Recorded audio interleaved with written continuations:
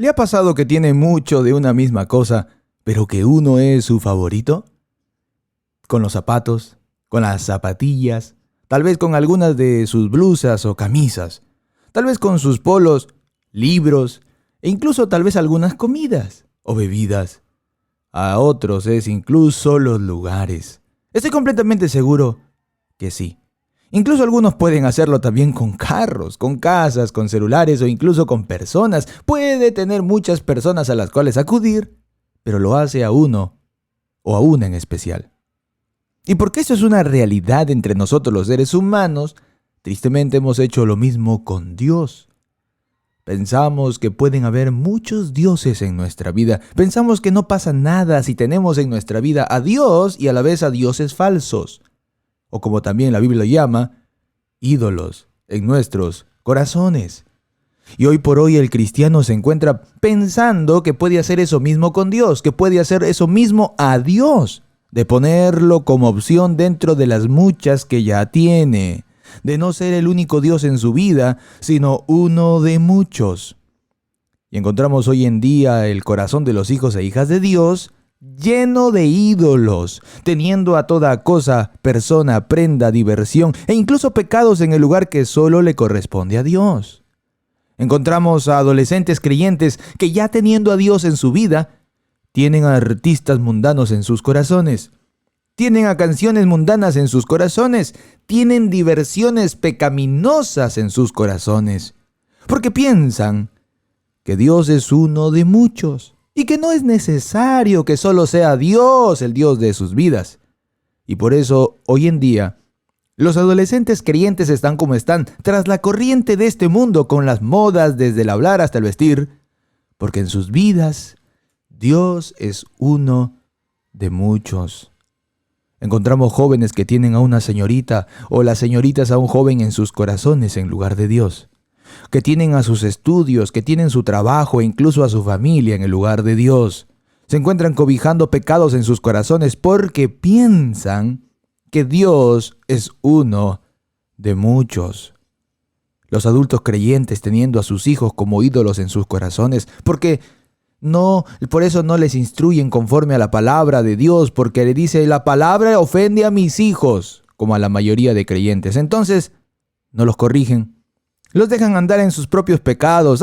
Pero no solo sus hijos. Muchos adultos creyentes también tienen sus trabajos, sus amistades en sus corazones como ídolos porque piensan que Dios es uno de muchos. Escuche bien, hermano, hermana. Dios no puede ser uno de muchos. Dios tiene y debe ser el único Dios en su vida. No debe haber en nuestros corazones ídolos y estar tranquilos. Deben ser derribados. Debemos de quitarlos, debemos de arrepentirnos de haber pensado que Dios puede ser contado. Debemos de arrepentirnos de haber pensado que Dios puede ser uno de muchos. Y usted escuchando todo esto puede que ya haya comenzado a mirar los ídolos en el corazón de otros. Pero hoy en esta oportunidad, durante este mensaje yo le animo a mirar su propia vida, su corazón delante de Dios, no el de los demás. ¿Puede usted hoy decir que verdaderamente Dios es el único Dios en su vida? ¿De que usted no tiene a ninguna cosa, persona, prenda, diversión o pecado en el lugar de Dios? ¿O que interrumpa su relación con Dios? Porque si la respuesta es no tengo a ninguna persona, cosa, prenda, diversión o pecado en el lugar de Dios o que esté interrumpiendo mi relación con Él, pues qué bendición, gloria a Dios. Este mensaje será de ánimo e instrucción a su vida. Pero si la respuesta es sí, hay ídolos en mi corazón. Estoy contando a Dios con otros, todos son falsos, pues entonces este mensaje será de exhortación, de ánimo e instrucción. Recuerde esto durante todo este mensaje. Dios no quiere ser uno de muchos. Dios quiere ser el único Dios de su vida. Acompáñeme en oración. Padre amado, venimos delante de ti, porque sinceramente todos y cada uno de nosotros dependemos de ti, Señor, y realmente te damos gracias por darnos este día más de vida. Te damos gracias por mostrar misericordia con nosotros en esta oportunidad Y gracias, Padre, por tu bendita palabra en la cual podemos meditar día con día y seguir creciendo juntos, oh Dios, en lo que tú tienes para nosotros en esta oportunidad, en esta porción de tu palabra. Señor, obra en nosotros y que nosotros también, Padre amado, comencemos a vivir no contándote a ti como uno de muchos, sino que tú realmente seas el único Dios en nuestra vida. Padre, bendice este tiempo y que tomemos decisiones a la luz de tu bendita palabra. En el nombre de Jesús es que oramos ante ti. Amén. Acompáñeme en su Biblia, por favor, al libro de 1 de Samuel, capítulo 5, verso 1. Acompáñeme allí a 1 de Samuel, capítulo 5. Vaya conmigo al verso 1. Hermanos, Israel acababa de perder por segunda vez una batalla contra los filisteos. Escuche bien, 30,000 hombres habían muerto. Dentro de esos estaban los 2 hijos de Elí. También murió Elí no en el campo de batalla, sino cuando recibió la noticia. Y vimos en la Escritura cómo es cuando la gente o los hijos de Dios solo conocen de Dios, pero no se relacionan con Él. Y vimos que ellos pensaban que el arca sería el objeto de la victoria, pero también al perder el arca fue tomada. Llegamos a esta porción donde la palabra de Dios nos lleva a ver qué ocurre con el arca de Jehová y los filisteos. Por favor, acompáñeme allí de lectura conmigo, 1 de Samuel 5:1. Dice la Escritura: cuando los filisteos capturaron el arca de Dios, la llevaron desde Ebenezer a Asdod. Verso 2. Y tomaron los filisteos el arca de Dios y la metieron en la casa de Dagón y la pusieron junto a Dagón. Y cuando al día siguiente los de Asdod se levantaron de mañana, he aquí Dagón prostrado en tierra delante del arca de Jehová. Y tomaron a Dagón y lo volvieron a su lugar. Y volviéndose a levantar de mañana el siguiente día, he aquí que Dagón había caído postrado en tierra delante del arca de Jehová, y la cabeza de Dagón y las 2 palmas de sus manos estaban cortadas sobre el umbral, habiéndole quedado a Dagón el tronco solamente. Verso 5. Por esta causa los sacerdotes de Dagón y todos los que entran en el templo de Dagón no pisan el umbral de Dagón en Asdod hasta hoy. Vayamos por partes. Los filisteos, al tener la victoria, capturan el arca de Jehová, se la llevaron desde donde había sido llevado a cabo la gran guerra en el campo de batalla hasta Asdod. Y bien, teniendo el arca como trofeo de guerra, la metieron en la casa de Dagón y la pusieron como un trofeo.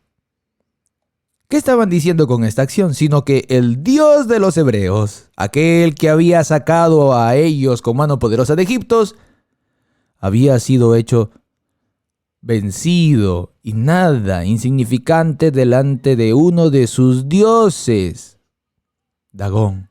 Y es por esto que la pusieron delante de Dagón. Ahora, ¿qué pasó, hermanos? En el verso 3 dice: y cuando al día siguiente los de Asdod se levantaron de mañana, y aquí Dagón postrado en tierra delante del arca de Jehová. Lo toman, lo vuelven a su lugar, encontraron a esa estatua que representaba a su dios caído.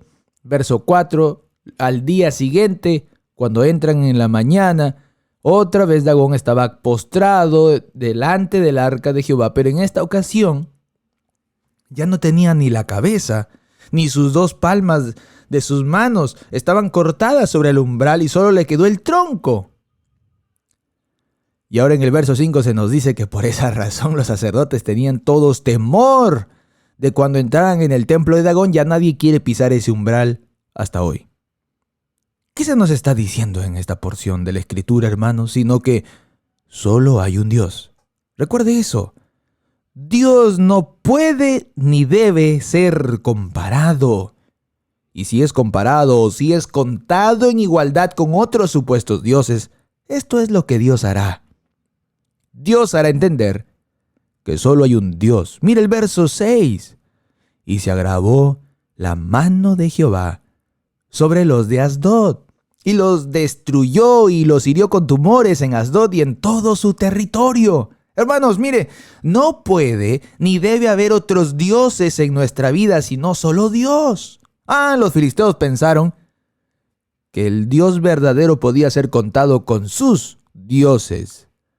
ya que ellos tenían muchos, pero Dios les va a mostrar o les está mostrando que no es así, que Él no es como ninguno de sus supuestos dioses, que Él es superior a sus dioses, que Él es el único Dios verdadero, que no hay otro como Él, tumbando a su propio Dios. Hermanos, no fue coincidencia que su Dios estuviera postrado delante del arca de Dios en 2 oportunidades, y que en la segunda esté no solo las manos cortadas, sino también la cabeza. No fue coincidencia. ¿Por qué ya no iban a pisar más el umbral? Porque sabían que aún siendo el mismo templo de su Dios, el verdadero Dios es más poderoso porque es el único Dios verdadero. Y es que Dios va a hacer eso mismo con nosotros en nuestra vida. Él va a comenzar a tumbar a todos los supuestos dioses que tenemos en nuestros corazones y va a llevarnos, escuche bien, a circunstancias donde no podremos confiar más en ellos, sino que tendremos que aceptar en nuestros corazones que no son como Dios y que Dios solo hay uno. Pero usted ya sabía eso. Y aún sabiéndolo ha aceptado a ídolos en su corazón. Y Dios ya le ha llevado, hermanos, tiempo atrás a situaciones donde Él le ha demostrado que solo Él es Dios. Solo Él es Dios. Hablamos de dónde están estos supuestos sanadores, que tienen supuestamente poder de Dios para sanar, que son solo charlatanes y que hablan porque tienen boca, y que Dios ha permitido esto para también, no solo para eso, sino para que también hacer notorio que solo Él es Dios, hermanos, y que fuera de Él no hay más. Asimismo, Dios lo hará en su vida. Y es triste que a pesar que usted ya lo esté escuchando en esta oportunidad, todavía esté decidiendo, todavía incluso al escuchar estas verdades, esté decidiendo todavía cobijar a esos supuestos dioses en su vida, no derribarlos ni desecharlos, sino todavía mantenerlos. El fin de ellos es el mismo que tuvo Dagón, hermano. Escuche bien. Serán cortados, serán derribados ante el Dios verdadero. Usted dice, no, mi pecado nunca me ha fallado. Esa persona nunca me fallará, esta bebida, esta prenda, este placer, nunca me fallará. No soy Dios, hermano, yo no lo soy. Pero yo ya veo el día en que usted tratará de arrimarse a eso en una situación que solamente le recordará una vez más que solo hay un Dios y que fuera de Él no hay más. Llega la enfermedad y ahí vamos a Dios. Pero dije que el problema no es que no tengamos a Dios en nuestra vida. Escuche bien. El problema no es que no tengamos en cuenta a Dios. El problema es que es uno de muchos. Llega la dificultad y acudimos a Dios. Nos encontramos débiles, faltos, necesitados, angustiados, frustrados y vamos a Dios. Pero cuando todo eso pasa, entonces dejamos a Dios. Y ahora sí vamos con los otros supuestos dioses. Y ese es nuestro más grande problema. Si usted mira su vida, como le dije hace un momento, y ve que esto es una realidad en su vida, le pregunto, ¿qué hará? ¿Qué va a hacer si usted ha puesto a Dios como uno de muchos en su vida? Pues miremos lo que hicieron los filisteos. Mire allí 1 de Samuel 5:7.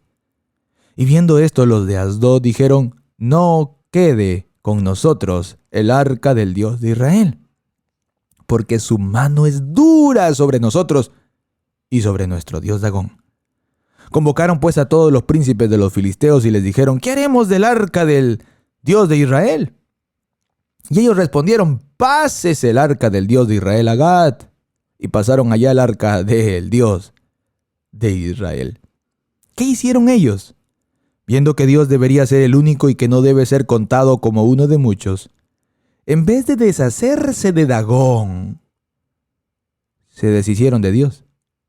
No quede con nosotros el arca del Dios de Israel. Y es que, hermanos, cuando Dios comienza a mostrar que Él es superior a nuestros insignificantes ídolos, muchos creyentes, en vez de derribar entonces sus insignificantes ídolos y quedarse solo con el Dios verdadero, quitan a Dios como si Dios fuese algo insignificante. Quitan a Dios y prefieren quedarse con esos ídolos que nada han hecho por ellos y que realmente nada podrán hacer. Y eso es otra realidad. Creyentes que hoy en día que están quitando a Dios, porque más valor tienen sus ídolos que Dios. Creyentes que están desechando a Dios de sus vidas porque Dios ha puesto mano dura sobre su vida, para que este creyente le reconozca y le dé el lugar que le corresponde en su vida. Pero la solución para muchos, ¿sabe cuál es? Entonces, Señor, ¿sabes qué? Ya no te contaré como uno de muchos, sino que incluso te quitaré de mi vida. Escuche bien, gravísimo error. ¿Quieres saber qué ocurre cuando uno hace eso? ¿Quieres saber qué ocurre cuando uno quita a Dios de su vida porque piensa que es como quitar a uno de sus muchos dioses todos falsos e insignificantes?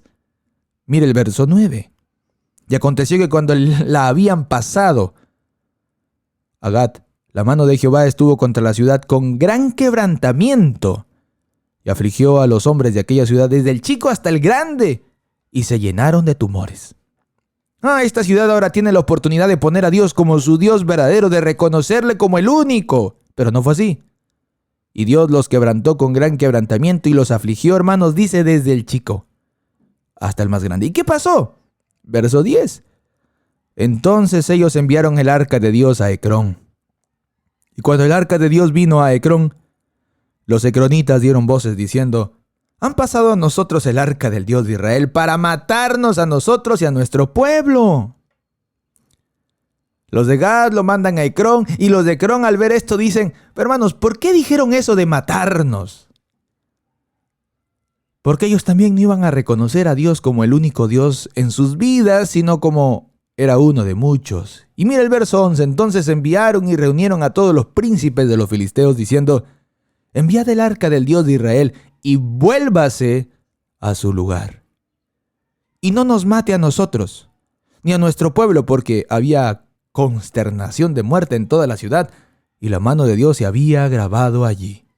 Y los que no morían, verso 12, eran heridos de tumores, y el clamor de la ciudad subía al cielo. Oh, hermanos, ¿cómo ellos iban a dejar sus dioses por el único Dios? Entonces Dios los quebrantó. Así que eso es lo que le espera.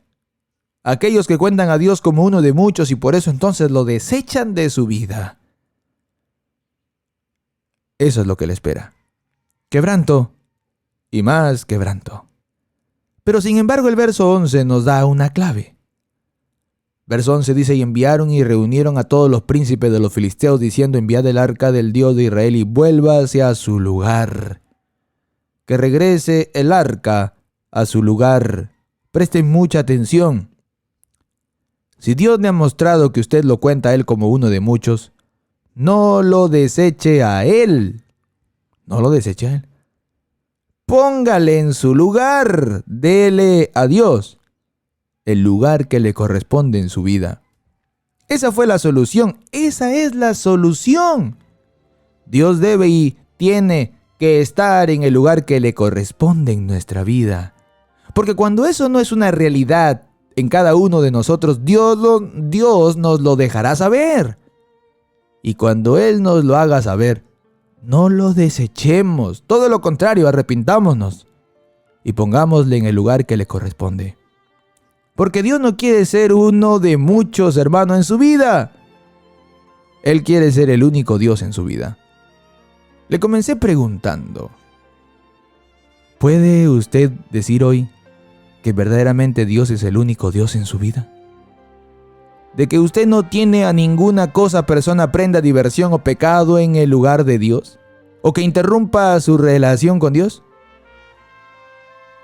Si hay ídolos en su corazón, que ellos sean los derribados. ¿Sabe cómo eso se logrará? Poniendo a Dios en el lugar que le corresponde hoy, mañana, pasado y durante cada día. Es tiempo de que Dios sea el Dios de nuestras vidas, hermano. Por eso Dios mediante en nuestro siguiente sermón, nuestro siguiente estudio, estaremos hablando de cómo puedo poner a Dios en el centro de mi vida. Padre amado, te damos gracias por este tiempo en el que podemos meditar en tu bendita palabra y por medio de la cual tú nos instruyes, pero también nos redarguyes y nos exhortas a examinar nuestras vidas, porque tú no quieres ser uno de muchos, tú quieres ser el único. Y Padre amado, te ruego que tú nos ayudes a examinar y después de examinarnos, nosotros arrepentirnos y ponerte en el lugar que solo tú debes tener en nuestra vida, ninguno más. Padre, cuando tú haces evidente en nosotros que realmente nosotros tenemos otros ídolos y que Él está siendo contado, nosotros no te desechemos, oh Dios, sino que realmente nosotros nos arrepintamos y te pongamos en el lugar que te corresponde. Padre amado, que tomemos decisiones en esta oportunidad. Y hermanos, así con sus ojos cerrados, yo quiero animarle a tomar decisiones en su corazón con el Señor. De en esta mañana arrepentirse de tantas cosas, personas, prendas, diversiones o pecados que usted ha puesto en el lugar de Dios o que entre Dios y usted. Pero tome la decisión en esta mañana, en esta oportunidad de derribarlos, de desplazarlos de su corazón, de quitarlos y poner solo a Dios y que Él sea el único Dios en su vida. Tome esa decisión, por favor, allí en su corazón. Padre, sé glorificado en cada una de las decisiones de aquel que escucha y que está tomando esas decisiones delante de ti. Sea agradado y glorificado con tu bendita y poderosa palabra, Señor. En tus manos es que dejamos todo esto. Tú sé glorificado. En el nombre de Cristo oramos ante ti. Amén.